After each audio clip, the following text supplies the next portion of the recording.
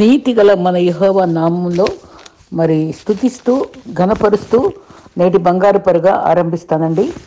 ప్రభువు మనల్ని ఎంతగానో ప్రేమిస్తూ చక్కని అవకాశాలు ఇస్తూ చక్కని సందేశాల ద్వారా మనల్ని ఆదరిస్తూ ఉన్నారు కదా. అయితే ఈ అనుభవంలో దేవుని సహాయం మనం ఎన్నో రీతిలుగా వస్తుంది.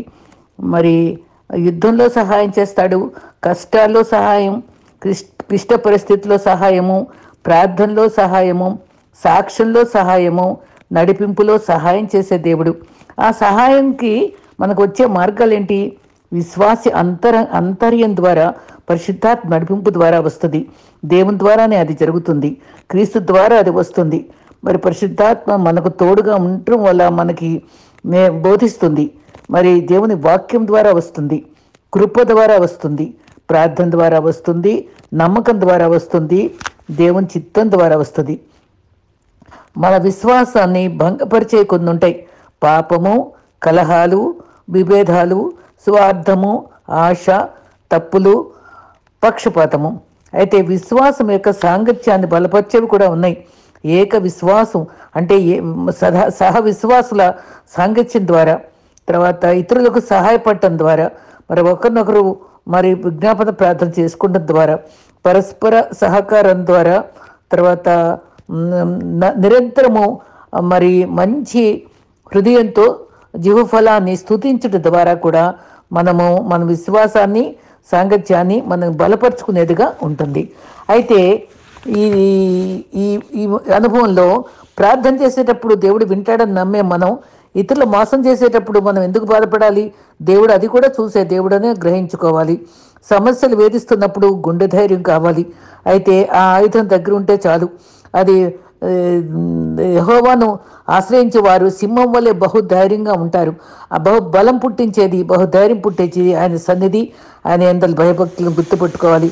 పైకి కనిపించినంత అందంగా ఏ ఒక్కరి జీవితం ఉండదు. చాలామంది నటిస్తారు, సమస్యలకు సర్దుకుపోతారు, కొందరు భారంతో నెట్టుకొస్తారు. కానీ నా చింత యావత్తు వెయ్యమన్న దేవుని వైపు వేస్తే కొంత ధైర్యపడగలము, ధైర్యంతో సాగిపోగలము. కాబట్టి ఈ అనుభవాలతో మనం ముందుకు సాగుతూ దేవుడు మన ముందర నడిచే దేవుడుగా మనం ఎలా ఉంటాడో మన బైబిల్ వాక్యం ద్వారా ఆలోచిద్దాం. ఇశ్రాయేల్ ప్రయాణంలో ఎన్నో సమస్యలు వస్తే సణుక్కున్నారు, వెనుకంజి వేశారు, నీళ్లు లేకపోతే సణుక్కున్నారు. దేవుడు ఎన్ని రకాలుగా వారిని నడిపించుకొచ్చినప్పటికీ ఎన్నో రీతిగా విసిగించే వారిగా ఉన్నారు. కానీ చక్కటి వాక్యం చూసారా? నేను మీకంటే ముందుగా వెళ్ళి స్థలము సిద్ధపరుస్తాను, నా వద్ద వండుటకు మిమ్మల్ని ఉంచుకుంటా అని యోహాను 14లో అన్నాడు కదా. అది ముందుగా మనకి చీకట్లో వెలుగు చూపిస్తూ వంకర త్రోవను సరిచేస్తూ మనల్ని ఆదరించే దేవుడు మనకున్నాడు. అయితే సమాధి దగ్గరికి వచ్చినప్పుడు కూడా నేను ఆయన దగ్గరికి వెళ్ళలేదు, నేను ముందు వెళ్ళాలి అని కూడా చెప్పడం జరుగుతుంది.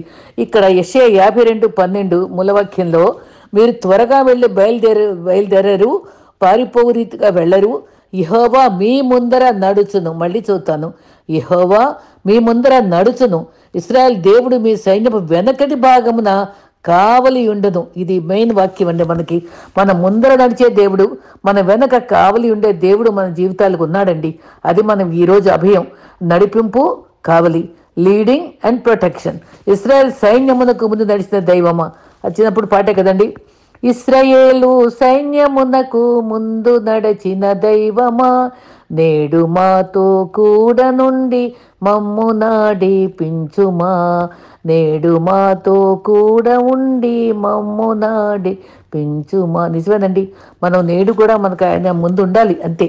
నిర్గమాకాండం 14, 15, 16 అధ్యాయాలు అంతా కూడా అమాలేకులతో ఫస్ట్ టైం యుద్ధం వస్తుంది.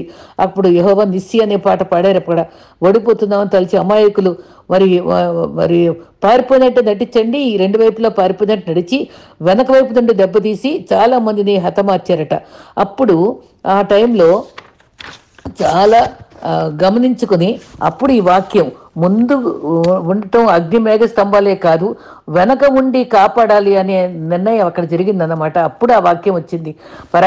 ముందుగా అగ్ని స్తంభం ఉంటుంది, అపజయాలు రానియకుండా వెనక మన తోడుగా ఉండి నడిపించే దేవుడు ఉన్నాడు అక్కడ.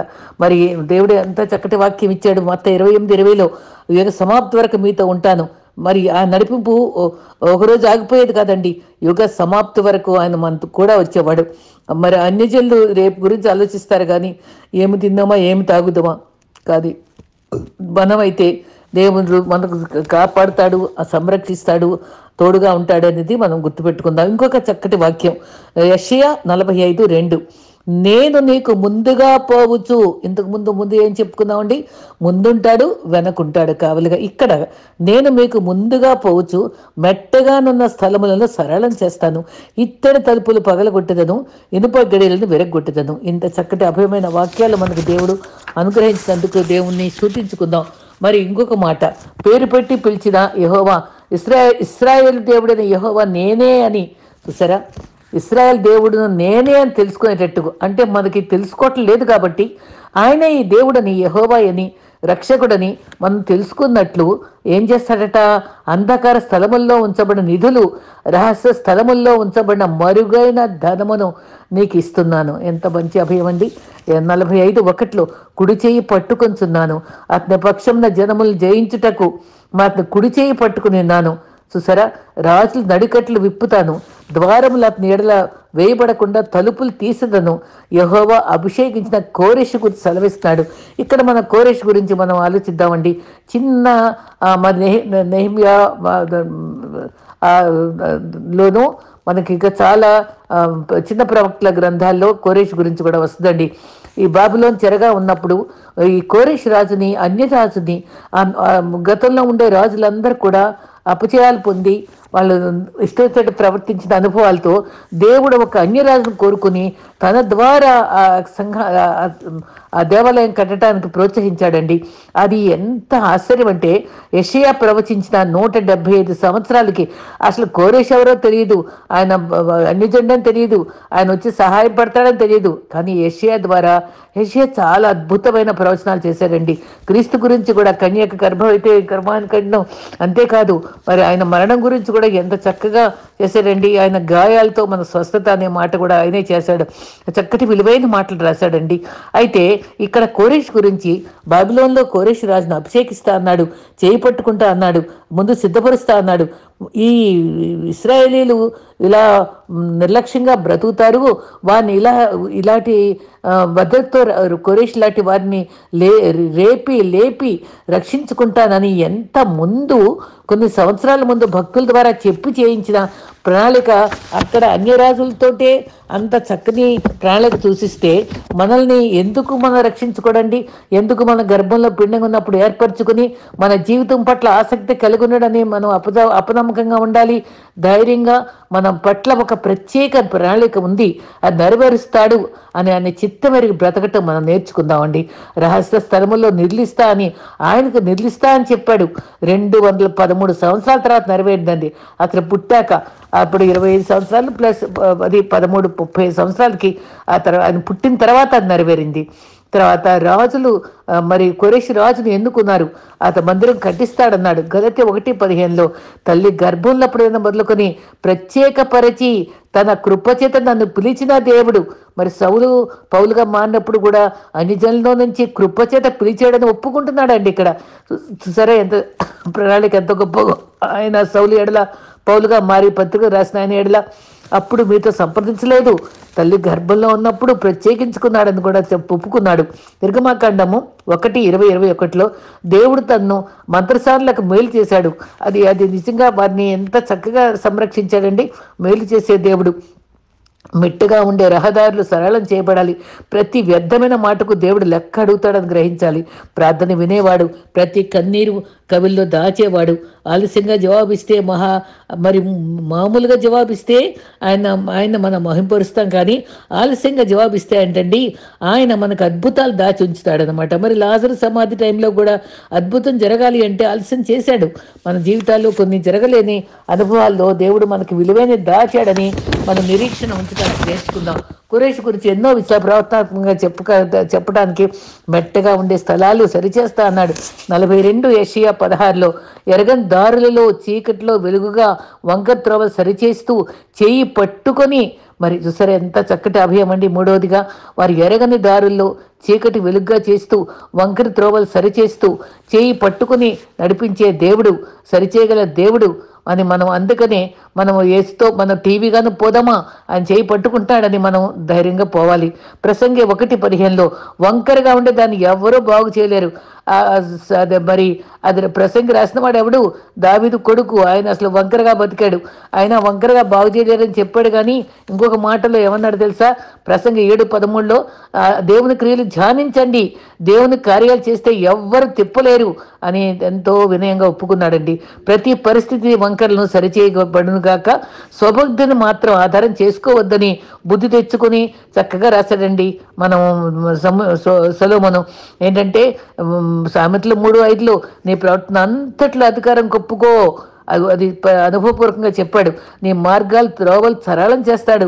జ్ఞాన మార్గం సామెతలు 4:1-10 వరకు జ్ఞాన మార్గం బోధిస్తాడు. నీ పాదాలు తొట్టిలనివ్వడు. అంటే ఆయన తొట్టిలేడు కాబట్టి తొట్టిలు లేకుండా కాపాడగలగానే చెప్పగలిగాడు. తర్వాత మరి ప్రభు ఆలోచన చెప్పేవాడు, నడిపించే దేవుడు. మరి ఈ రకంగా అది 22:22 ఆ పేర్లు చాలా కష్టంగా ఉంటాయి. కెసెదు, హజో, షిల్గాదు, ఇద్లాపు, బెతుయేలు, రిబ్కా కంది. రిబ్కా ఎవరు? ఇస్సాకు భార్య. ఈ అన్నీ కూడా అబ్రహాము బంధువులు వచ్చి మాట్లాడినప్పుడట అబ్రహాంకి ఇట్లాగా రిబ్కా ఉంది, మీ బంధువే, బెతుయేలుకి కూతురుంది అని చెప్పినా సరే ఈ ఎలియాజరుకి ఆ సొంత ప్రయత్నం చేయకుండా ప్రభువే నీకు ముందుగా నడుస్తాడు, దూత నీకు అన్నీ తెలియచేస్తుందని చెప్పుకొని దేవుని మీదే ఆధారపడ్డాడండి. బంధువులే కదా అక్కడ ఉంటాడు, వెతుక్కో, నువ్వు వెళ్ళి చూసుకో అని చెప్పలేదండి. కానీ అబ్రహాం ఎంత నిరీక్షణగా ప్రభు చూస్తాడు అనే నిరీక్షణతో మరి ఎలియాజరుని పంపిస్తూ దూత నీకు నడిపిస్తుంది, పరలోకపు దేవుడవు యెహోవా. ఇక్కడ ఎంత పెద్ద వాక్యం అండి. మన జీవితాల్లో కూడా, మన నిర్ణయాల్లో కూడా, మన వివాహ నిర్ణయాల్లో కూడా, మన ఉద్యోగ నిర్ణయాల్లో, మన పిల్లల భవిష్యత్తు విషయంలో, అన్ని విషయాల్లో మనం ఈ మాటను గుర్తుపెట్టుకోవాలి. ఆదికాండం 24:7 పరలోక దేవుడకు యెహోవా. ఎవడండి ఆయన? పరలోకపు దేవుడు. ఆయన యెహోవా తన దూతను ముందుగా పంపును. ఆయన మనకి అన్నీ చూసి పెడతాడు. తర్వాత దావీదు కూడా ఎంత చక్కగా ప్రతి సమస్యను మరి దేవుని దగ్గర సంప్రదించేవాడండి.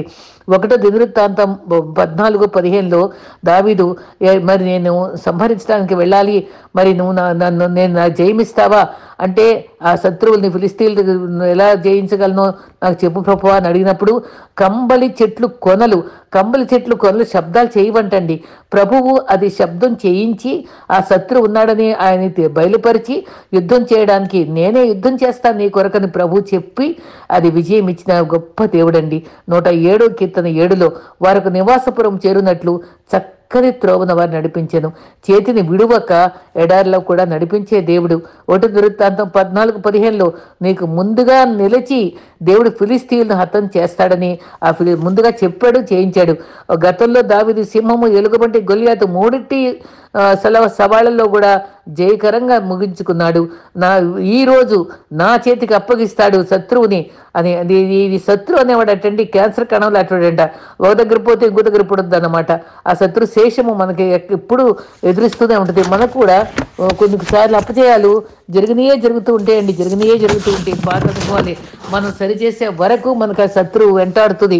ప్రభు మనకి విజయాలు ఇచ్చే దేవుడు అని గ్రహించుకుని ఆధారపడి ముందుకు సాగిపోవాలి. మరి ఫిలిస్తీన్లను అప్పగిస్తావా నువ్వు నాకు అంటే అప్పుడు నిశ్చయంగా అప్పగిస్తానని ఎంత చక్కగా జవాబిచ్చారండి. ఇప్పుడు అంత చక్కటి సూటిగా జవాబులు పొందగలిగిన ధన్యత దావీదుకు ఉందండి. జల ప్రవాహంలో కొట్టుపోయినట్టు శత్రువులు అసలు ఎంత చక్కటి కంపారిజన్ చెప్పాడండి. జల ప్రవాహం ఎలా కొట్టుకుపోతారో అలాగే శత్రువులను నిలబడకుండా పారిపోతారు, ఓడిపోతారు, హతం చేస్తానని చెప్పాడు. మరి మన ఓర్పుతో ఎదురు చూడాలి. మరి నయోమైతే అక్కడ కరువు రాగానే ఓర్పు లేకుండా వెళ్ళిపోయింది, భర్తను కొడుకుల్ని పోగొట్టుకుంది. మనం ఓర్పుతో ఉండటం చాలా అవసరం. చేతిదని కానీ అది ఎంతో అందమైన ఫలితం ఇస్తుంది. అది మనం ప్రభు కూడా చెప్పాడు, ఏది బంధిస్తామో దేవుడు అది జరుగుతుందని.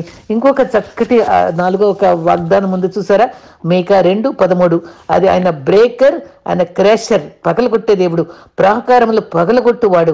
ముందుగా పోవును, వారి గుమ్మములను పడగొట్టి దాన్ని దాటిపోవుదురు. వారి రాజులు ముందుగా నడుచును. యెహోవా వారికి ఎవరుండే నాయకుడు ఉండేది? యెహోవా వారికి నాయకుడిగా ఉంటుంది. మన ముందు రిప్రజెంటేషను ప్రాకారం పడగొట్టి దారి సరళం చేసి ఆయన నడుస్తూ మన నాయకుడిగా ఉంటాడండి. నిజంగా ఎంత గొప్ప ధన్యత మనకి, ఎంత మంచి వాగ్దానం. అందుకని ధైర్యంగా క్లెయిమ్ చేసుకుందాం. అన్ని రకాల ఆశీర్వాదాలకు వచ్చే ఆటంకాలను పడగొట్టుకుని ముందుకు సాగిపోవడానికి ప్రభు కృపిస్తాడు. నిర్గమాకాండం 9:28లో ఇక మీదట ఆపను, ఆటంకపరచను అని నమ్మించి మాట్లాడాడు ఫరో. అయితే ఎన్నో రకాల శోధనలు అన్నింటిలో కూడా మరి దేవుడు వాళ్ళకి ఎన్నో రకాలుగా మరి అభయమిస్తూ సాగిపోయే కృపనిచ్చాడు. ప్రాకారం పడగొట్టే దేవుడు. మోషే నమ్మాడు. నిర్గమాకాండం 8:19లో శకునగాండ్లు ఇదే దేవుని శక్తి అని వాళ్ళు చెప్పినా సరే ఆ ఫరో మాత్రం అది కన్విన్స్ అవ్వలేకపోయాడు. వడగండ్లతోటి ఎన్ని రకాల బాధలతో కూడా మరి పెళ్ళగించే దేవుడు. ఈ రకంగా మన జీవితాల్లో మరి ఈ అనుభవాలు పొందుకున్న తర్వాత we have to walk with Jesus with faith. విశ్వాసముతో మనం ముందుకు పోవాలి. ముగింపుగా భయము లేకుండా భయాలన్నీ పోగొట్టుకోవాలి. మరి భయములన్నీ పారద్రోలుమా, తనువు గాయమల్లా స్వస్థపరచు, వర్షధారగా రావందాక మొన్నే పాడాను నేను. నిజంగా భయాలన్నీ పోగొట్టేవాడు. మరి భయపడరాదు క్రీస్తు విశ్వాసాన్ని కూడా పాడాను. ఇక్కడ ఈ ఫియర్ అంటే చక్కటి మాట ఒకసారి చెప్పాను, మళ్ళీ చెప్తా. FEAR, F for forget, everything and run. Forget everything and run. చూసారా, అన్ని భయాలన్నీ పోగొట్టుకొని మనం ముందుకు పరిగెత్తాలి. అంతేకాదు ఫేస్ ఎవ్రీథింగ్ అండ్ రేజ్. మనం కుంగిపోయినప్పుడు మనం పరిగెత్తాలి. ఫేస్ ఎవ్రీథింగ్, ప్రతి ఒక్కటి మనం ఎదుర్కోవాలి. ఫర్గెట్ ఒకటి, ఫేస్ ఒకటి, అది గుర్తుపెట్టుకోవాలి. అది సమస్యలు విభిన్నమైనయే. ప్రతి ఇంటిలో సమస్యలు ఉంటాయి. మన పరిశుద్ధాత్మతోనే సాగిపోవాలి. అందుకనే 2 తిమోతి 1:7లో ఉన్నారు కదా, మనకి ప్రేమ, మన శక్తి, ప్రేమ, ఇంద్రియ నిగ్రహం ఇచ్చాడు కానీ పిరికితనం ఇవ్వలేదన్నాడు. మనం అన్ని విషయాల్లో భయాలతోటిని పిరిగ్గానే ఉండే అనుభవాలుగా ఉంటాయి. సమస్యలు తప్పవండి. మనం సమస్యలు వచ్చినప్పుడు తలుపుకు విశ్వాసాన్ని ముందుకు తోయాలంట.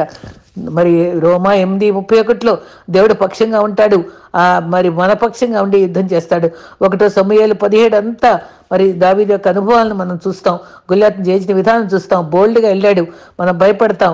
మరి యేసు నామంలో అపొస్తలుల కార్యం 4:12లో యెహోవా నామాన్ని క్లెయిమ్ చేద్దాం, యెహోవా రక్తాన్ని క్లెయిమ్ చేద్దాం.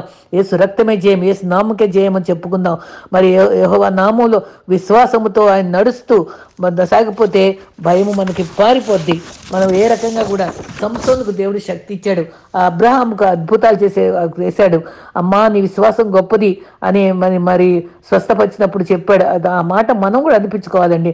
మరి స్వనీతి పరులుగా గొప్పలు చెప్పుకునే వారిగా కాకుండా సర్వాంగ కవచం ధరించుకుంటూ మనం మంచి పోరాడుతూ ఆత్మకు శరీరానికి కూడా పోరాటం ఎదురవుతూనే ఉంటుంది. దేవుడే మన పక్షంగా యుద్ధం చేసేవాడు. ప్రభు మాటలు మనం మనసులో ఉంచుకొని peace is resting on God's grace. తర్వాత రిజల్ట్ ఆఫ్ రియల్ బిలీవర్. దేవుడు ఎప్పుడు కూడా నిజమైన భయపడని విశ్వాసికి ఎప్పుడు తోడుగా ఉండి ఆయన హీ కేర్స్, జాగ్రత్త వహిస్తాడు. అపజయాల్ని సాధ్యాలు చేస్తాడు. మన దేవుడు మన పక్షంగా ఉంటే మనం గొప్ప కార్యాలు సాధిస్తాం. వాక్ ఇన్ ఫెయిత్ అండ్ మరి ఫెయిత్తో మనం జీవించినప్పుడు ఆయన పవర్ మనతో ఉంటుంది, అద్భుతాలు మనం చూడగలం. కాబట్టి ఆయన ముందుగా నడిచేవాడు, వెనక కావలి ఉండే దేవుడు మనకున్నాడు. చక్కటి వాగ్దానాలు పదే విని ధైర్యం తెచ్చుకుందాం. ప్రభు మనతో ఉండుగాక. ఆమేన్.